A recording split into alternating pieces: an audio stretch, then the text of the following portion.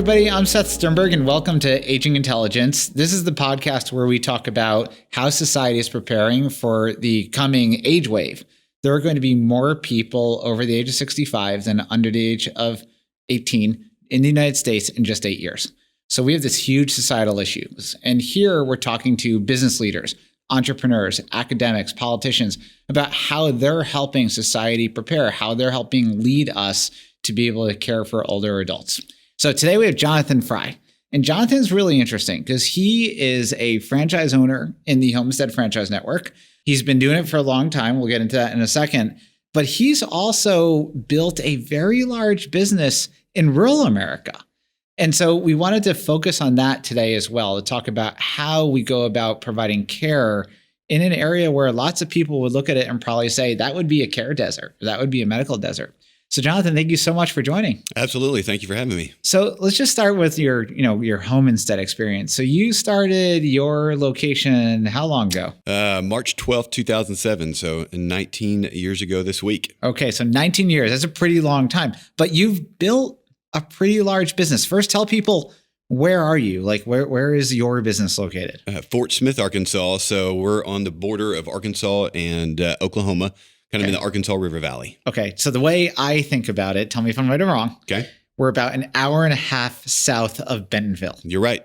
And that would be an hour and a half just for everybody else. That's an hour and a half south of where Walmart has their headquarters. Yes. Okay. Yeah. So that's definitely qualifies as rural America. And you've built a very large business there. How large is your business? How many people are you taking care of? How, if there's something you can disclose on revenues, whatever you're comfortable with. Sure. Yeah. We have, currently we're serving about just under 300 active clients. At any given time. Yeah. Okay. In our territory. We employ about 250 care pros, as well as about 16 support staff in our office. Yep. Okay. So that's a pretty big hour. You're touching a lot of people. You have 300 clients and 250 care pros. I mean, so you're already touching, that's 550 people. And then you've got your own, so you're touching like 600 people. Right. Yeah. We leave a pretty big footprint. That is pretty big. And how many offices are you operating this out of? We do it out of one office, in Fort Smith. So yeah, we just go where the people are. We don't have satellite offices. We tried it once. Yeah. It didn't work for us. Not to say it can't, but we like one central location. So let's try to get, I want to give people a sense of like how rural this is. So the biggest single town within the area that you serve would be what? Yeah. So Fort Smith is about 92,000 people in population. Okay. But you get outside of Fort Smith, every surrounding town, is anywhere from the most, I think it'd be about 10,000 population. And if we were to drive from one end of the area that you serve to the other, how long would it take us to drive that? About an hour and a half. Okay. So it's really pretty large because I think of that as, New Haven to New York City. That's an hour and a half. Okay. Yeah. And that's I-40. I mean, that's the interstate hour and a half. So you're flying an hour and a half. Yeah. Okay. Yeah. And just, to give people context again, where did you come from before you started this? So, you started this 19 years ago, but you look a little bit older than 19. What's your background? What's your history? Yeah, so I went to college started out as pre-med, realized very quickly that I didn't want to be in school that long, nor was I smart enough to be pre-med. So I switched to a business major, and I worked at an investment firm for about 6 years out of college. Wow. My father, though, a lot of my family is medically trained, and my father was a nurse practitioner, and he started his Homestead franchise about a year and a half before I did in Conway, Arkansas. Okay. Kind of a bedroom community north of Little Rock, and was very successful at it. And that first year and a half, was excited about it. And my mom told me, I'll never forget, one weekend I was down there, she said, "You ought to look into it. You'd be good at this." Huh. And so I credit, as all things, a lot to my mother and my dad, because he was a big inspiration for me. Yeah. As we were coming up through Homestead pretty much together, because he had only been in the business for about a year and a half before me. Yeah. So there was, we lived 3 hours apart from each other. Our territories, although they were adjacent, our offices were over 2 hours apart from each other. Yep. And so he would have an hour drive home. I would have an hour drive home. And every day we would call and talk to each other about what's working, what's not working. Wow. So we really kind of pushed each other, and he really pushed me a lot, very positive enforcement. Wow, that's cool. So I'm really curious. You're operating probably the largest care business in your area. And most people would look at that area and say, I could never start a business, let alone the biggest business. What do you credit with having been able to like find the caregivers, find the clients, like actually manage to put together a very large care organization in rural America? Seth, when you put it that way, it makes me real nervous because it brings the reality that, yes, we are a large organization. And if I think about it too hard, it keeps me up at night more than already. But gosh, when we first started, it was me doing the marketing, hiring caregivers and so forth. Very entrepreneurial. Yeah. And, the first employee was a scheduler. And then you just build from that. And every day, just as you mentioned in the introduction, there's more and more people that need help every day. There is no fountain of youth. Yep. And my mentality is I never want to say no. I never want to say no to a family that calls us that needs help. Yep. And so how do you do that? Well, you have to have the staff to be able to take care of them. We can get into the nitty gritty of it where, we're paying overtime to caregivers because we don't want to tell families no. Yeah. But then we just amp up our hiring efforts. We do more advertising. We do, we add more to our recruitment team so that they have the capacity to hire more caregivers. Yeah. And so I'm really curious actually specifically about the care, we call them care pros at Homestead, right? Right. Like, how did you go about building your base of care pros? Like, I guess if we start with just who are they? Like, where do you tend to find them? What are their backgrounds? Like, yeah. From all walks of life, we've got caregivers as young as 20, 21 years old. And our oldest caregiver just retired last month and she was 86. Whoa. And she worked with us for, 14 years. Yeah. So she started when she was 72. I mean, so she was incredible. Wow. So we have all walks of life and it takes all of them, to do it. So, we just cast a broad net, back before Indeed and the online job boards, it was the newspaper. We were doing classified ads. So this is literally what I was going to ask you. Because like when I'm thinking, because I know urban and kind of suburban better. It's where I've lived my whole life. And I'm like, you go to the digital platforms, you go to Indeed, you go, you run an ad here and there. You can use these aggregating sources that pump your ad everywhere. Yeah. Where are you doing? Are you using Indeed or are you using the newspaper or is it something else? Back then, 15 years ago, I knew, and I can't believe I remember her name, Lupe. Okay. Lupe was at the Times Record in Fort Smith, and she was the one I'd call every week to place the ad and how many days I wanted it to run. Wow. And depending on how busy we were was how the frequency, we ran it. But, now it's a broad net between Indeed and using various companies like Augusta Care, Applicant Stack, and so forth. But, we just never stop hiring. So it's just a constant need because you're going to have natural attrition. But then we're going to have growth. I mean, we're setting records yet again, this month in Fort Smith as far as the number of hours of care we're going to provide. And we've got to have more care pros to do it. Yep. And do you find, I think a bias you could say that people have about rural America is you've got a lot of people who are older adults who are there. They might have raised a family there, but the kids have moved away. Mm-hmm. And so you almost have this greater need for care because so many of the kids have left and gone to, the big city. Is that true? There has been, an exodus even in Fort Smith up to Northwest Arkansas, the Bentonville, Fayetteville. It's a university town. There has been. It's hipper, it's cooler. There's more things to do for young people. But Fort Smith is doing an incredible job with their mountain bike trail system and other things that they're wanting to do. But yes, but there's always people out there in a metro area of several 100,000, where Fort Smith is. If you look at our whole territory, we don't need thousands of, workforce. Yeah. We need a few hundred. Yeah. And it's the same thing you've mentioned about market saturation. In my territory, we have roughly 65 and older, about 36,000 seniors. Mm-hmm. And that's truly not who our client base is. It's, 75, 80 years old and older, to have an incredible business, you only need 1%, of that territory. Mm-hmm. And we're kind of getting close to that, but it just shows you the sky's the limit as long as you have the caregivers to do it. Yep. So yes, it's getting harder to recruit care pros. We're having to, offer more benefits. So things like paid vacation for care pros, mm-hmm. life insurance, health insurance, dental insurance, all the whole gamut, 401k. We offer the same exact benefits to our care pros as I do my full-time salaried office staff. Wow. There's no difference in what we do for our care pros. Wow. That's great. And then are you finding that those benefits really do lead to better retention and better quality and happier care pros providing better care? It does. It does. And not a lot of them will participate. It's the fact that they know they work for a company that offers it. Interesting. Yeah. Yeah. And they're not participating. That would be because they haven't worked enough hours to tip into the benefits. Is that what that is? Spousal benefits that cover them so they don't need it through us. But yeah, you're exactly right. Yeah. Super interesting. Okay. And then what is it that like, how are you winning locally? Like, you've always got competition, and you were making the point to me earlier before we, got on camera here.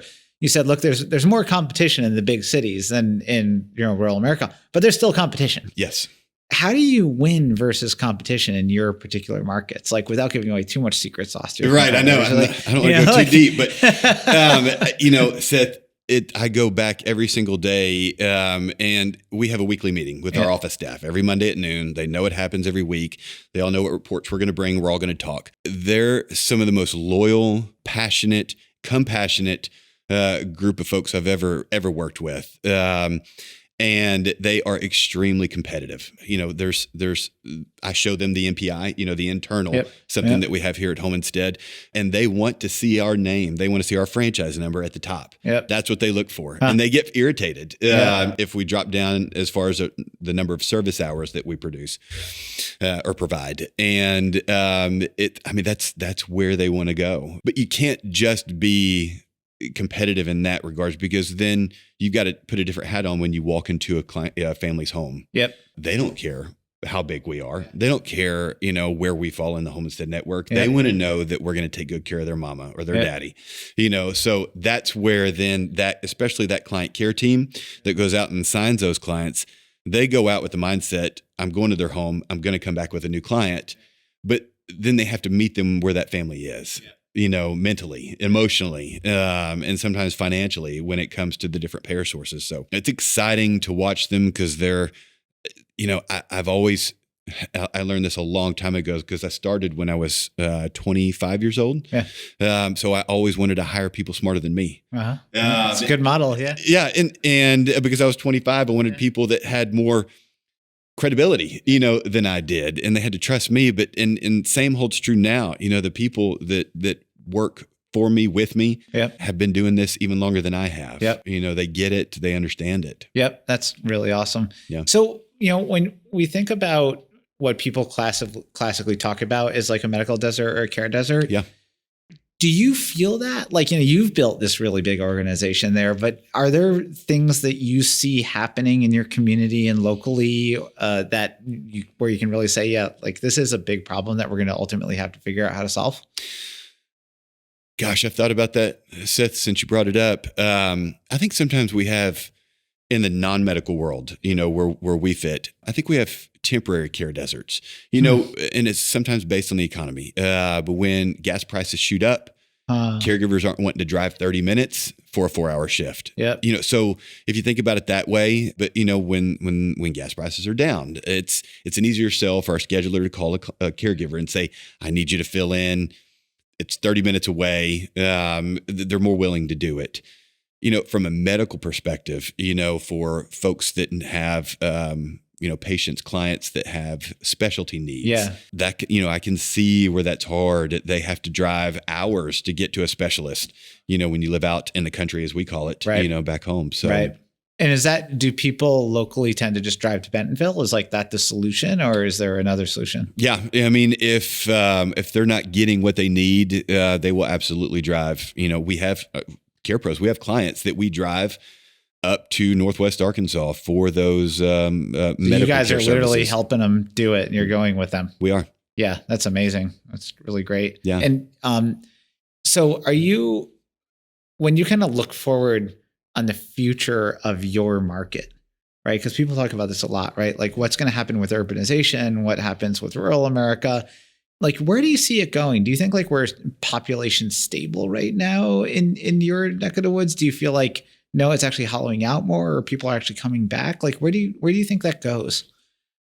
There has been. I mean, I'm a prime example. I grew up on a farm until I moved away at the age of 18 to go to college. and now at this point in my life, my wife and I have lived in a subdivision in Fayetteville, Arkansas for the last 12, 13 years, and we are moving out of town. We're moving out into the country. And I think there's a lot of that happening.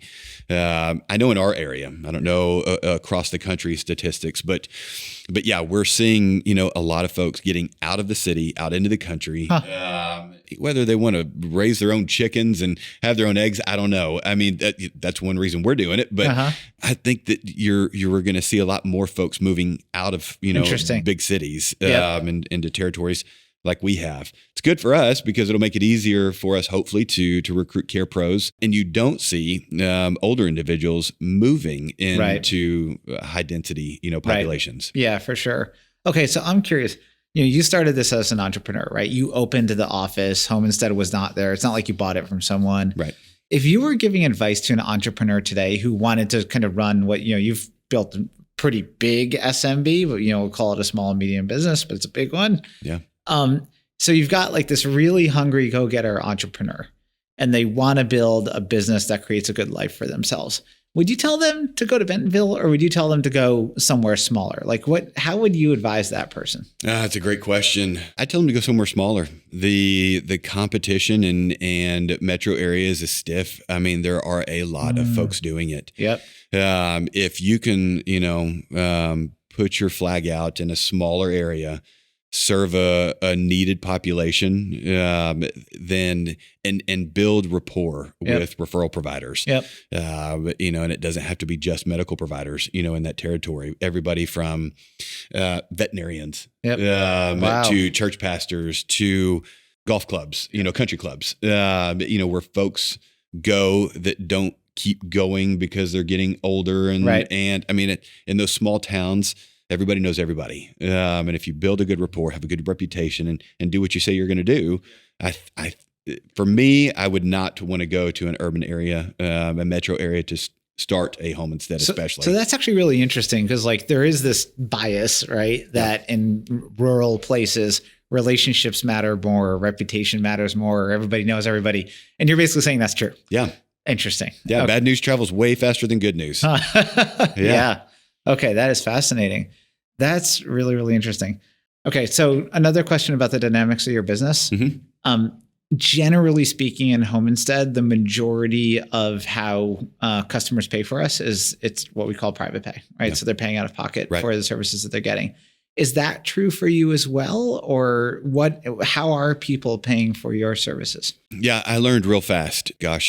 18 years ago, we started out just private pay. And very quickly we partnered with the VA, and then we became an Arkansas Medicaid provider. Yep. Name of the Arkansas Medicaid program years ago was called Elder Choices. Now it's called AR Choices. Of course, the reimbursement rate is not great. It's manageable though.